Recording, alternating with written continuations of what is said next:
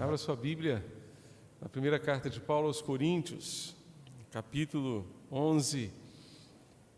Que a graça e a paz do nosso bom Deus sejam continuamente sobre todos nós, sobre os irmãos, sobre as irmãs, sobre todos nós que aqui estamos, sobre todos os irmãos e amigos que nos acompanham à distância pela internet. Que alegria estarmos juntos nesta noite de celebração, de adoração ao nosso Deus. Pela terceira vez neste dia estaremos celebrando a ceia do Senhor, trazendo à nossa memória, a nossa lembrança, aquilo que o Senhor Jesus deixou para que sempre nos lembrássemos da sua obra redentora. E nesta carta, Paulo dá algumas orientações à igreja de Corinto, algumas orientações bem específicas a respeito da celebração da ceia do Senhor, e eu gostaria de compartilhar com os irmãos neste momento em que nos preparamos, portanto, para esta celebração tão importante para nós cristãos, tão importante para nós que decidimos seguir a Jesus, e para quem também tenha o desejo de seguir Jesus, de seguir os passos do Senhor. 1 Coríntios 11, de 23 em diante, Paulo nos diz: porque eu recebi do Senhor o que também lhes entreguei, que o Senhor Jesus, na noite em que foi traído, pegou um pão e, tendo dado graças, o partiu e disse: isto é o meu corpo que é dado por vocês, façam isto em memória de mim. Do mesmo modo, depois da ceia, pegou também o cálice, dizendo: este cálice é a nova aliança do meu sangue, façam isto todas as vezes que beberem, em memória de mim. Porque todas as vezes que comerem este pão e o beberem do cálice, vocês anunciam a morte do Senhor até que Ele venha. Por isso, aquele que comer o pão ou beber do cálice do Senhor indignamente será réu do corpo e do sangue do Senhor. Que cada um examine a si mesmo, e assim coma do pão e beba do cálice, pois quem come e bebe sem discernir o corpo do Senhor, come e bebe juízo para si. Que Deus abençoe a cada um de nós, ajudando-nos a entender, a compreender e a aplicar a sua bendita palavra. Há várias teorias ou doutrinas a respeito da ceia do Senhor. Uma delas é a doutrina da transubstanciação, que ensina que os elementos, o pão e o suco de uva, ou vinho mesmo, como algumas igrejas utilizam, e nós não utilizamos vinho especialmente porque sabemos que algumas pessoas tiveram experiências dolorosas por causa do vinho, e um cálice simplesmente seria suficiente para trazer à memória momentos difíceis e até mesmo suscitar vontade de retornar, portanto, ao vício do álcool. Mas a doutrina da transubstanciação ensina que os elementos se transformam no corpo e no sangue de Jesus no momento que são ingeridos. Essa é uma doutrina. A outra doutrina, também conhecida como doutrina da consubstanciação, ela não ensina que haja uma transformação dos elementos, mas há uma presença de Jesus contida nos elementos. Os elementos não se transformam, mas há uma presença de Cristo nesses elementos, efetivamente. Há uma outra doutrina do significado místico a respeito dos elementos, e essa doutrina defende a ideia de que a ceia é a santa ceia porque os elementos são santos.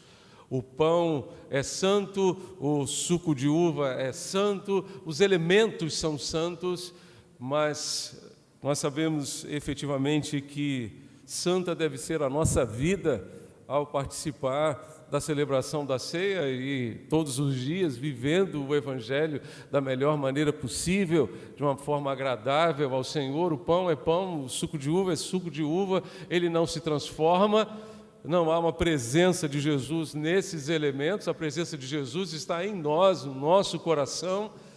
Nós, como servos de Deus e crentes que seguem uma doutrina batista, entendemos a ceia como um memorial. Um memorial. Fazer isto em memória de mim. Comam, bebam em memória de mim. Nós estamos aqui reunidos e daqui a pouco nós participaremos dos elementos em memória de Jesus, em memória do seu sacrifício, em memória da sua ressurreição. A ceia, ela é uma oportunidade de rendermos graças a Deus pela obra que Ele realizou na cruz, mas especialmente pela bênção da ressurreição. Porque Paulo nos diz também, nesta mesma carta, no capítulo 15, que se Jesus não tivesse ressuscitado, vã seria a nossa fé. Vão seria o nosso ajuntamento, não faria o menor sentido estarmos aqui se Jesus não tivesse ressuscitado. Mas porque Ele ressuscitou e está vivo entre nós, e nós adoramos a um Cristo vivo, nós seguimos ao Cristo vivo, nós podemos celebrá-lo. Celebrar a Cristo, celebrar a sua ceia, celebrar, portanto, o Senhor como Senhor das nossas vidas. E isto fazemos em memória de mim, disse Jesus, em memória de Jesus. A ceia é uma oportunidade de trazermos à nossa memória algumas coisas muito importantes. Devemos nos lembrar, primeiramente, de quem nós somos. A ceia é a oportunidade em que nós nos lembramos de quem nós somos. A palavra de Deus nos diz: examine o homem a si mesmo. Versos 27 em diante. 1 Coríntios capítulo 11. Examine, pois, o homem a si mesmo, assim coma do pão, beba do cálice. Pois quem come e bebe sem discernir o corpo, come e bebe juízo para si.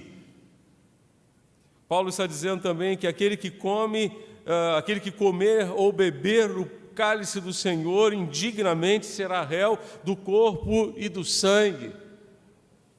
Nós precisamos examinar a nós mesmos. A ceia é a oportunidade em que nós nos lembramos de Jesus, olhamos para Jesus, mas ao mesmo tempo que olhamos para Jesus, olhamos para nós mesmos. O nosso Senhor Jesus reflete a nossa realidade, nos ajuda a conhecer melhor a nós mesmos. E quando nós olhamos para nós mesmos, nos lembramos do quão pecadores nós somos, o quão indignos nós somos das bênçãos de Deus, o quanto carecemos da graça do Senhor. Paulo nos diz que nós não devemos beber, comer dos elementos de forma indignamente, ou seja, de maneira ritualística, indiferente, com o coração não arrependido, ou um espírito de amargura, ou qualquer atitude ímpia, alienada de Deus, disse John MacArthur. Sem discernir o corpo do Senhor, quando cristãos não julgam a santidade da celebração, da comunhão de maneira correta, eles tratam com indiferença o próprio Senhor, sua vida, seu sofrimento e sua morte. Não discernem o sofrimento do Senhor, não discernem o quanto custou ao Senhor levar sobre si os nossos pecados e garantir a nossa salvação, a nossa redenção. A ceia, portanto, é um momento em que devemos nos examinar, nos confrontar a nossa consciência, confrontar a nossa vida, examinar a nossa vida, o nosso comportamento em todos os ambientes, começando dentro da nossa casa, examinar a maneira como temos vivido. Escrevendo aos Efésios, Paulo os exorta dizendo: vede prudentemente como andais, não como necios, não como tolos, mas como sábios, remindo o tempo, aproveitando bem cada oportunidade, porque os dias são maus. Por esta razão, não vos torneis insensatos, mas procurai compreender qual a vontade do Senhor. A ceia do Senhor é uma oportunidade de vermos prudentemente como temos andado.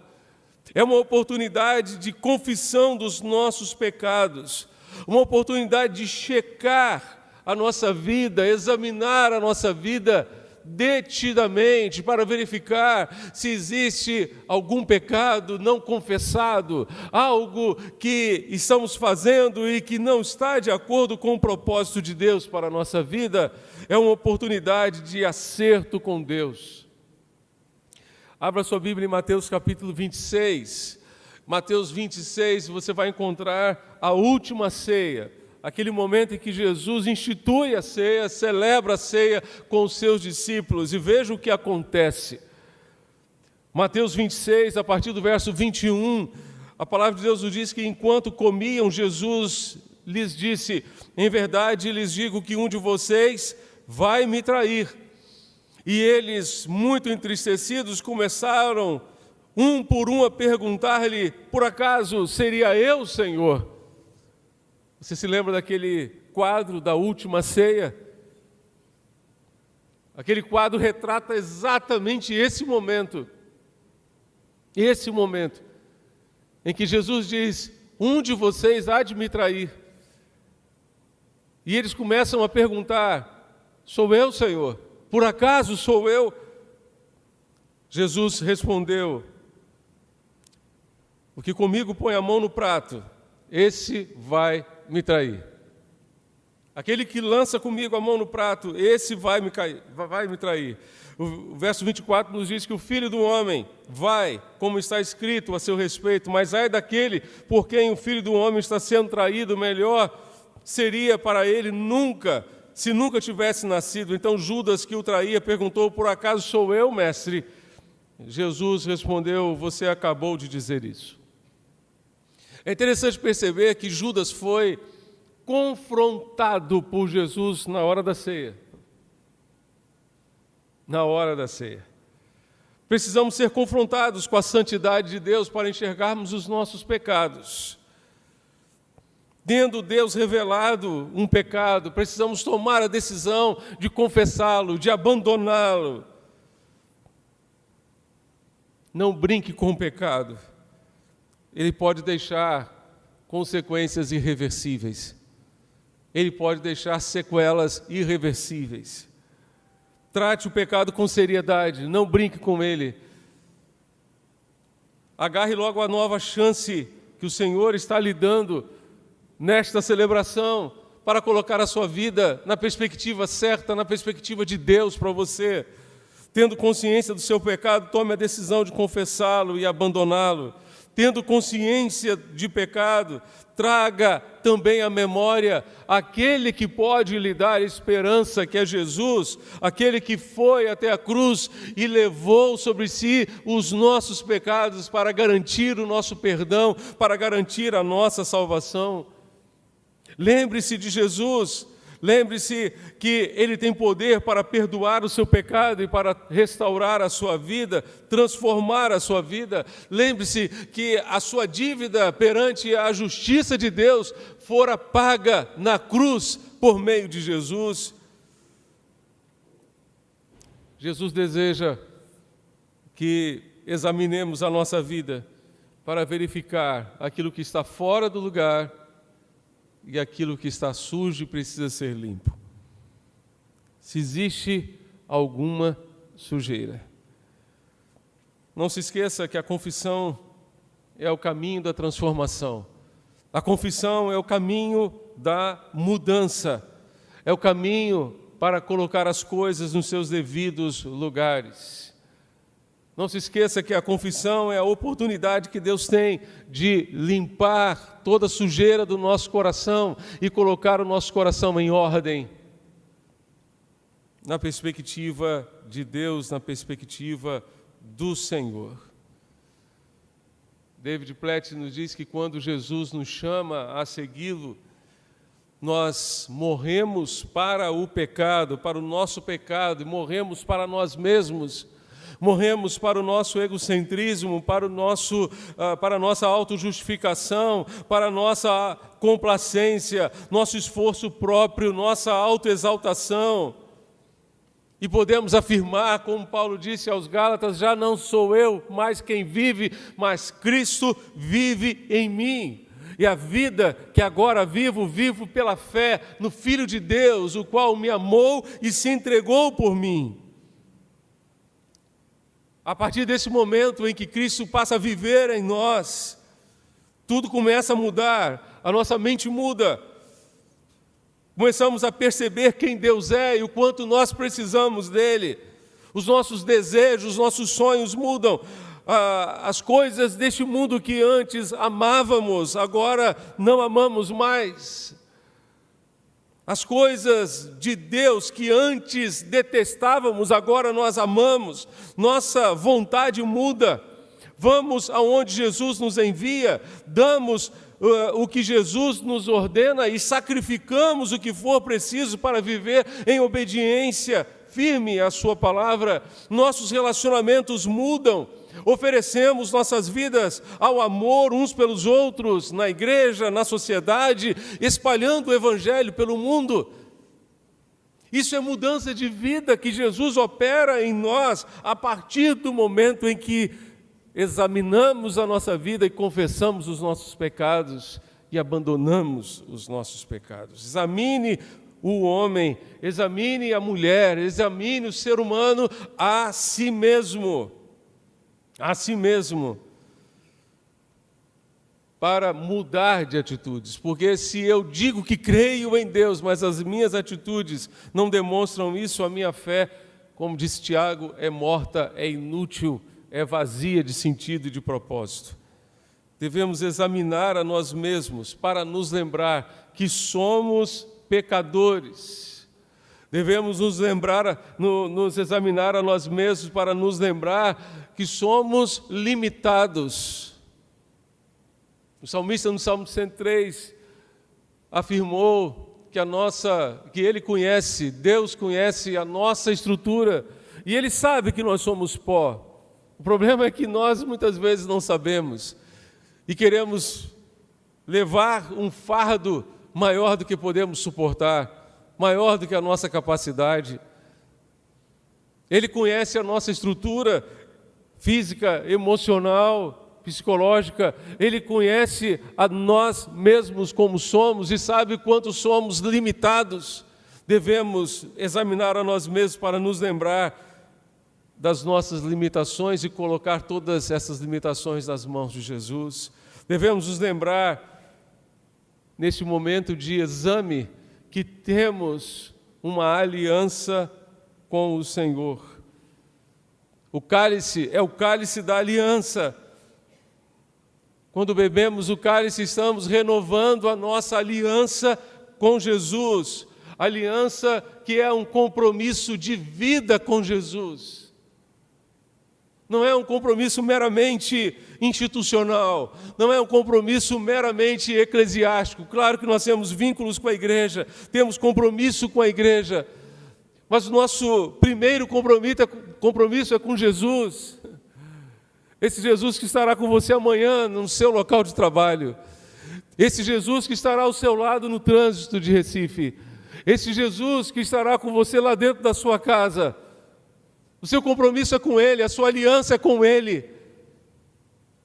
Foi Ele que entregou a sua vida para salvar você, e para santificar você, e para preparar você para a eternidade. Esta aliança precisa ser renovada a cada dia em nossas vidas, para vivermos segundo o propósito de Deus, para não sermos levados pelas pressões deste tempo em que vivemos, que tentam fazer a nossa cabeça e nos desviar do propósito de Deus. Paulo disse a Timóteo: tu, porém, permanece naquilo que aprendeste, que foste inteirado, sabendo de quem o tens aprendido e que desde a infância sabes as sagradas letras que podem fazer-te sábio para a salvação que há pela fé em Cristo Jesus. Não importa se os seus amigos, Timóteo, estão querendo viver de uma outra forma, de uma outra maneira, não importa se essas coisas são comuns aos seus amigos, você, porém, permaneça naquilo que você aprendeu, permaneça naquilo que você ouviu, permaneça na palavra de Deus, permaneça na aliança, no seu compromisso com o Senhor. Não permita que a sua vida seja levada pelos ventos deste tempo. Viva na presença de Deus, conforme Ele deseja. Lembre-se, portanto, de quem você é, das suas limitações, do quanto falível você é, do quanto pecador você é e o quanto você precisa da graça de Deus. Ao celebrar a ceia, lembremos de Jesus. Jesus disse, em memória de mim. A nossa memória, infelizmente, ela é muito limitada. Temos uma grande facilidade em nos esquecer de coisas importantes, né? Temos uma grande facilidade em esquecer de coisas importantes. Mas precisamos nos lembrar de quem somos e de quem Jesus é. A verdade é que podemos esquecer até de Jesus. Podemos pensar que estamos com Jesus, mas não estamos.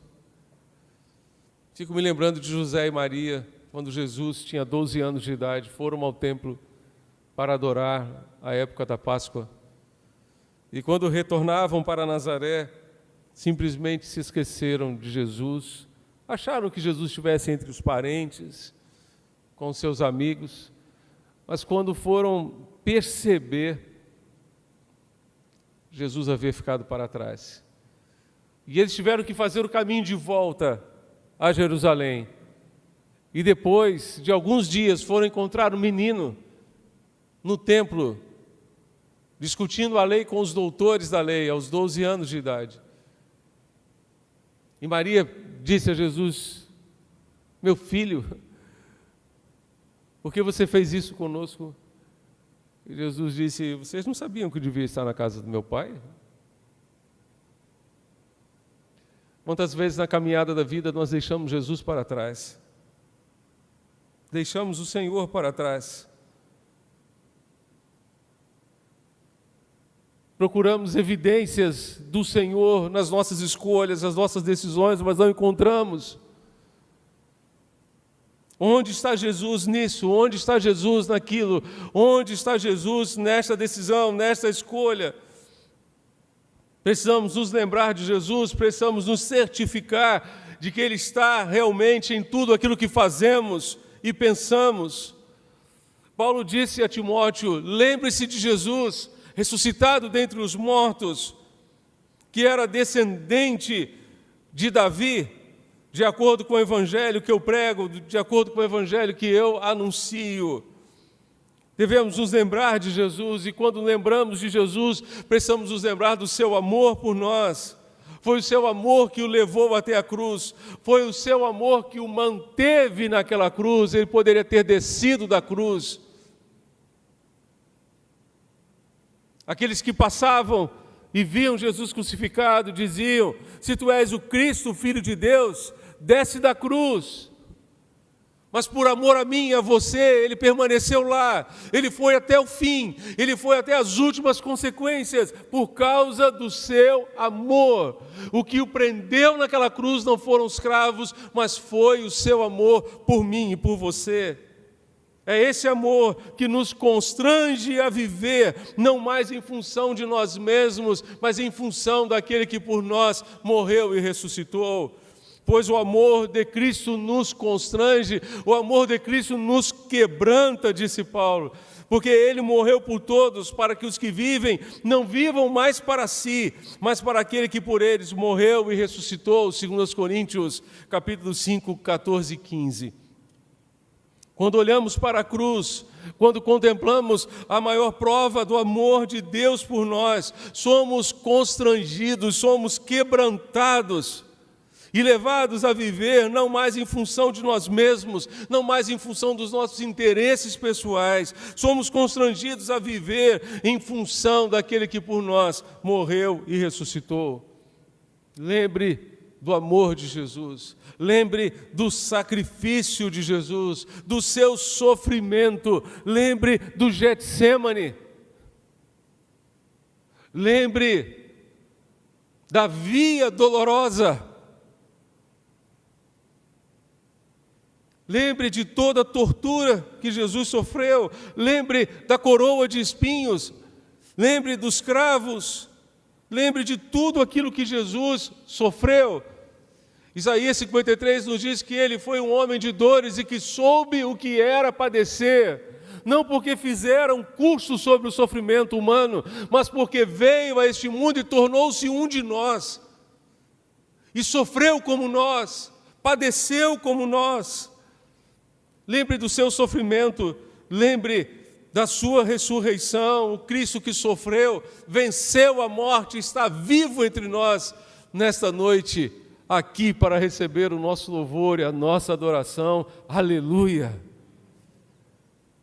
Ele está vivo, está conosco hoje, estará conosco amanhã, na segunda-feira, na terça, na quarta, em todo o tempo Ele estará com você, ao seu lado, para ajudar você nas suas fraquezas, nas suas limitações. Lembre-se da sua ressurreição, lembre-se dos seus ensinos, dos seus mandamentos, lembre-se do seu poder. Ele é poderoso para fazer infinitamente mais do que tudo quanto pedimos ou pensamos. Ele é poderoso. Jesus Cristo, quando veio a este mundo, Ele manifestou o seu poder. Lembre-se do seu poder. Ele curou leprosos, curou cegos, curou aleijados. Ele ressuscitou pessoas. Ele ordenou ao vento, ao mar que se aquietassem. Ele multiplicou pães e peixes para saciar multidões. Este Cristo vivo e poderoso está entre nós nesta noite. Lembre-se dele. Ao lembrar-se do seu poder, lembre-se que Ele é poderoso, sobretudo para salvar você, para resgatar a sua vida do pecado, para dar um novo sentido à sua existência. Pela sua graça maravilhosa, pela sua graça preciosa, Ele é poderoso para nos salvar, para nos redimir. Precisamos nos lembrar que Ele está conosco para nos salvar. Em memória de mim, em memória de Jesus, devemos nos lembrar de Jesus e nos lembrar do seu amor, do seu sacrifício, da sua ressurreição, mas devemos nos lembrar de Jesus também ao fazer nossos planos, devemos nos lembrar de Jesus ao tomar decisões, porque a vida é feita de escolhas. Devemos nos lembrar de Jesus todos os dias. Em memória de mim, disse Jesus,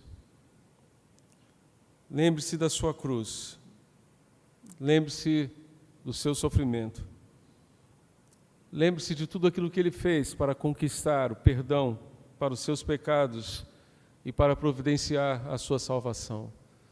Lembre-se do seu amor por você.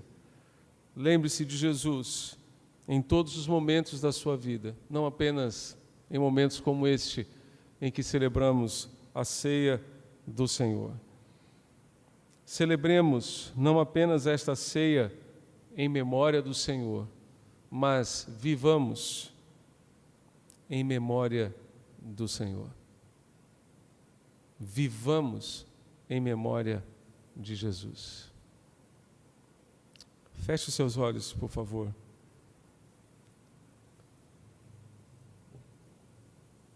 Traga à sua memória aquele que pode lhe dar esperança.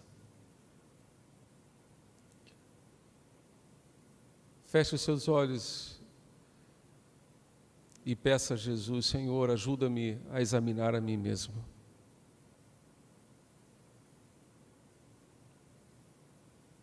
Não examinar o outro, mas ajuda-me a examinar a mim mesmo. Meu caráter, meu comportamento, a minha vida, os meus lábios,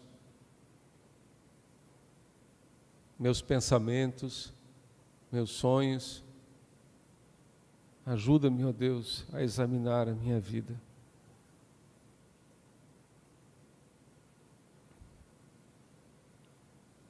E se neste momento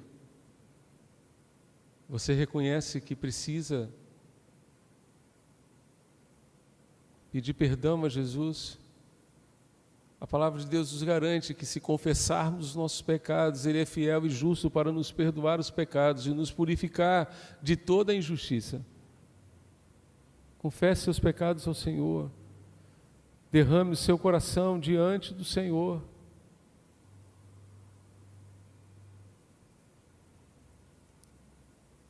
Ele é poderoso para nos salvar, Ele é poderoso para nos perdoar. Ele quer nos dar esperança, esperança de salvação, esperança de vida eterna. Lembre-se do seu amor por você, lembre-se da sua graça maravilhosa. Lembre-se de tantas bênçãos que Jesus tem para você. Em memória de mim, em memória de Jesus, celebremos ao Senhor.